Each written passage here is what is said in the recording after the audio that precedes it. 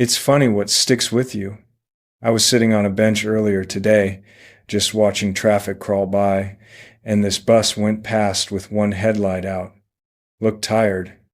That's what brought it back, actually, that whole day. I don't know why. Brains are strange like that. Anyway, this was a while ago. I remember walking into this hotel downtown. Nothing fancy. Not rundown either. Just one of those places that tries to feel calm. You know, soft lights. That fake plant in the corner that nobody waters. The air felt still. Too still. Like the building was holding its breath. There was this low hum from the AC. Constant. Almost comforting. And a pen tapping behind the front desk. Someone bored. My boots sounded loud on the tile. I hadn't meant them to. They just were. I had my backpack slung over one shoulder. Jacket wrinkled. Hair probably doing whatever it wanted that day. I didn't think about it. I never really do. I stopped at the desk and waited. No greeting. No smile. Just me standing there with my coffee cooling in my hand. I could smell that hotel cleaner. Lemon and something chemical underneath. Takes you straight back to every hotel you've ever been in. After a bit, the woman behind the desk finally looked up. Not at my face, though. Straight to my bag. Then my jacket. Then my hands. Like she was checking for something without saying it. "What do you need?" she asked. Not rude. Not kind. Just careful. I told her I was checking in. Gave her my name. She typed it in, slow. Stopped. Her fingers froze over the keyboard. Her mouth tightened a little, like something on the screen annoyed her.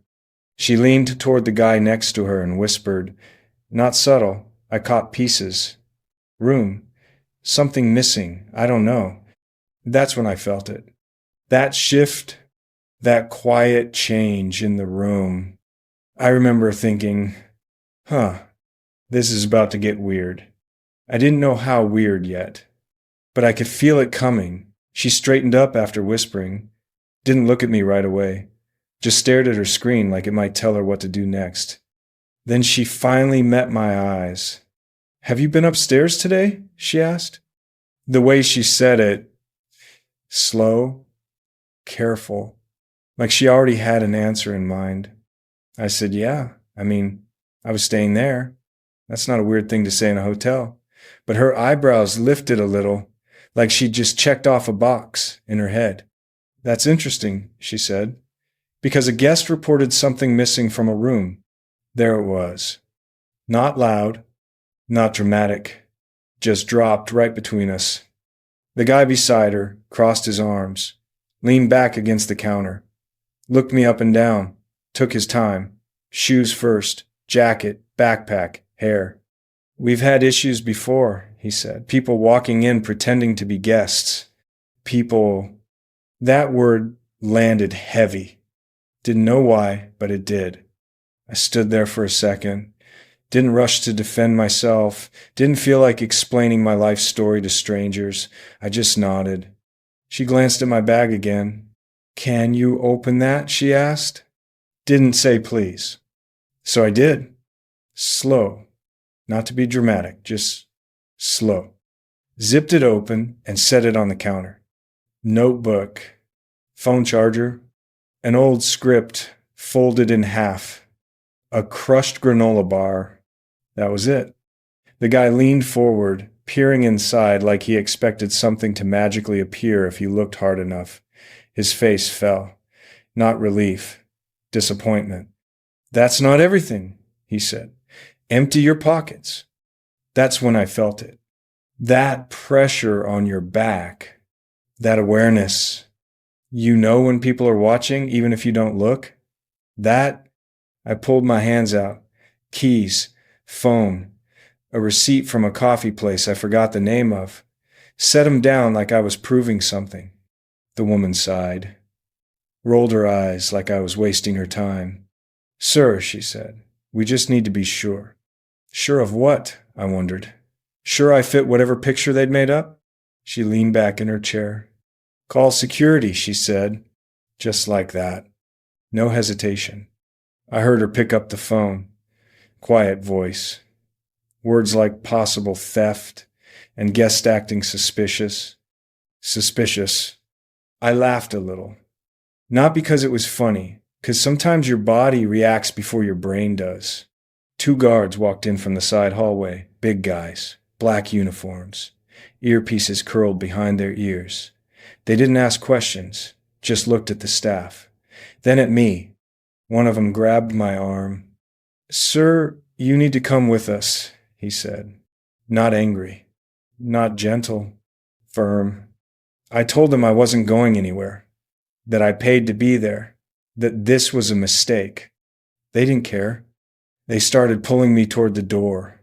Not violent, but strong, humiliating. I heard someone whisper, "What did he do?" That hurt more than the grip on my arm. And we weren't even outside yet. They didn't drag me. That's the thing. It wasn't dramatic, no shouting, no wrestling, just two hands on my arms guiding me like I was already guilty of something. And somehow that felt worse, because everyone in the lobby could see it. Me being walked out, slow, quiet. People pretended not to stare. Phones suddenly very interesting. A couple sitting on the couch leaned closer together. Someone near the elevator shook their head like they'd already made up a story about me. I tried to explain again. "Hey," I said, "there's been a mistake." One of the guards glanced at me. Didn't stop walking. "Sir, we just need you to leave," he said. "You can talk to management later." Later. Always later. We were halfway to the doors now. The cold air from outside slipping in every time they opened for someone else. I could smell the street. Gas, rain, city stuff. I remember thinking how strange it was, how fast things flip. 5 minutes ago I was just a guy checking in. Now I was being escorted out like I'd done something wrong. My face felt hot, not from anger, from that deep embarrassment, the kind that makes your ears burn. I caught my reflection in the glass door. Same jacket, same backpack, same tired eyes. Nothing about me changed, except the story they decided to tell themselves. One guard tightened his grip. Not aggressive, just making sure I didn't try anything. "Relax," he said. "It'll be easier if you cooperate." That word again, cooperate, like I was resisting, like I was dangerous. We reached the doors. One of them pushed it open. Cold air rushed in. And right then, a voice cut through everything. "Stop." It wasn't loud. Didn't need to be. The guards froze. I turned. The manager was walking toward us from the back hallway, mid-stride, coffee in his hand. He looked confused until he saw me. Then he stopped. Just stopped. His face changed so fast it almost scared me. Eyes wide. Jaw dropping a little. "Keanu," he said. The room went silent. You could hear the AC again, the pen tapping, someone coughing. The guards let go of my arms like they'd touched fire. "Oh, sir, One of them started. The front desk staff went pale. The woman covered her mouth. The guy beside her stared at the floor. The manager rushed over. "I'm so sorry," he said. "We didn't know."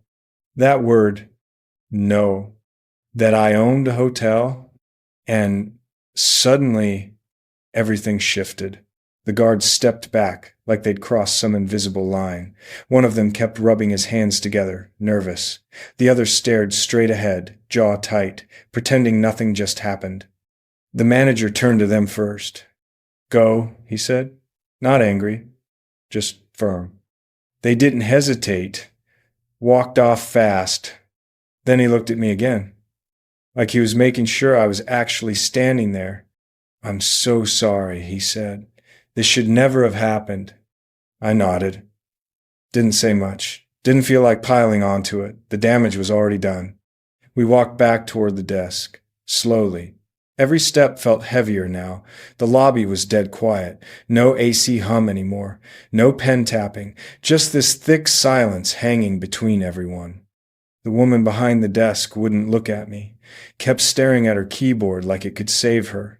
The guy next to her looked pale, sweat starting at his temples. The manager turned to them. "What happened?" he asked. Nobody spoke at first. Finally, the woman whispered, "A guest reported something missing." "So you accused him?" the manager asked. She nodded. "Barely." "And you called security?" Another nod. He closed his eyes for a second, took a breath. When he opened them, he looked tired, not angry, disappointed. "That's worse." "You didn't even check the logs," he said. "You didn't verify anything." They started explaining, talking over each other. Policies, procedures, safety, liability, all the usual words people hide behind. I watched them. Same people, different energy now. 5 minutes ago they were confident, in control, certain. Now they were scared. "Please," the guy said. "We didn't know." I cut him off. Not harsh, just calm. "That's the point," I said. They went quiet. "You didn't know," I said. "And you didn't care to find out." No yelling, no drama, just the truth. The manager nodded slowly, like he understood. He told them to step aside. They moved like kids who'd been caught cheating on a test. He turned back to me. "I'll handle this," he said. I didn't feel powerful, didn't feel satisfied, just tired, because it wasn't about owning the place. It was about how easy it was for them to decide who I was. Same jacket, same bag, same person. Only difference? Now they were afraid. I didn't stick around long after that. The manager kept apologizing, offering things, saying names I didn't really hear. None of it landed. My head was somewhere else. I walked out through the same doors they'd almost pushed me through minutes earlier. Same glass, same handle. Outside felt louder, cars passing, a siren somewhere far off. The city doing what it always does, like nothing happened. I stood there for a second on the sidewalk, just breathing, letting it settle. What stayed with me wasn't the accusation, or the guards, or even that moment when everything flipped. It was the part before, the easy part, how quickly they decided who I was, how confident they felt about it, how normal it all seemed to them. Because I've been thinking about it ever since. About how many times that same thing happens every day to people who don't get a manager stepping in, people who don't get their names said out loud to stop the room, people who just get pushed outside. That's the part that sits heavy. I don't think those staff members woke up that day planning to be cruel. I really don't. I think they were tired, distracted, maybe stressed, and they filled in the gaps with assumptions. We all do that. It's easy. Too easy. But easy doesn't make it right. I've caught myself since then. In small moments, on the street, in line somewhere, about to decide who someone is without knowing a thing about them. And I stop, or at least I try to, because that day reminded me how thin that line is, between being treated like a person and being treated like a problem. Same clothes, same face, same life, just a different story in someone else's head. I don't carry it like a victory. I carry it like a warning, a quiet one. Pay attention. Slow down. Be careful with the stories you tell yourself about people. They matter more than you think.